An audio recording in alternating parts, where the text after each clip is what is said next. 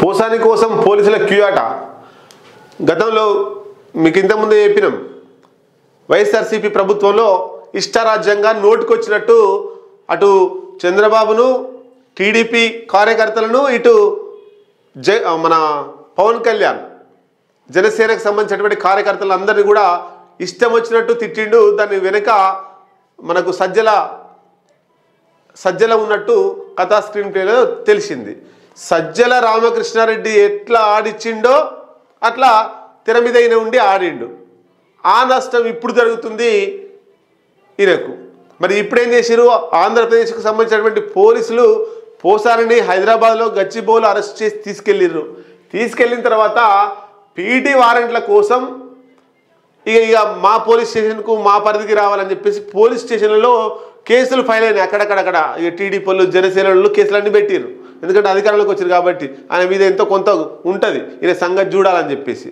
గతంలో టీడీపీకి సంబంధించినటువంటి మంత్రులు కూడా పేరు పెట్టి అన్నారు, మేము అధికారంలోకి వచ్చినాక మీ సంగతి చూస్తామని చెప్పేసి. అట్లా మనం చూడొచ్చు. ఇప్పుడు ఇక్కడ చూడొచ్చు, వైసీపీ నేత పోసాని కృష్ణమురళిపై విచారణ పరంపర కొనసాగుతుంది. ఆయన్ను అదుపులోకి తీసుకోవడానికి ఏపీలోని పలు జిల్లాల పోలీసులు క్యూ కడుతున్నారు. పోసానిపై నరసరావుపేటతో పాటు బాపట్ల, అనంతపురం రూరల్, యాదగిరి, పుత్తూరు, విజయవాడ, పాలకొండ, పాతపట్నం తదితర ప్రాంతాల్లో కేసులు నమోదైనట. ఇప్పుడు ఆ పోసాని కృష్ణమురళి ఈ పోలీస్ స్టేషన్ చుట్టూ తిరగాలి. ఇక ఈ పోలీస్ స్టేషన్ల పరిధిలో ఉన్నటువంటి కోర్టుల చుట్టూ తిరగాలి. ఈయన జీవితాంతం ఇక ఈ ఉన్న చేసే జీవితం అంతా పోలీస్ స్టేషన్లు, కోర్టులు ఇవంతా తిరగాల్సి వస్తుంది. నిమ్మలంగా ఉన్నప్పుడు ఉంటే అయిపోతుంది కదా.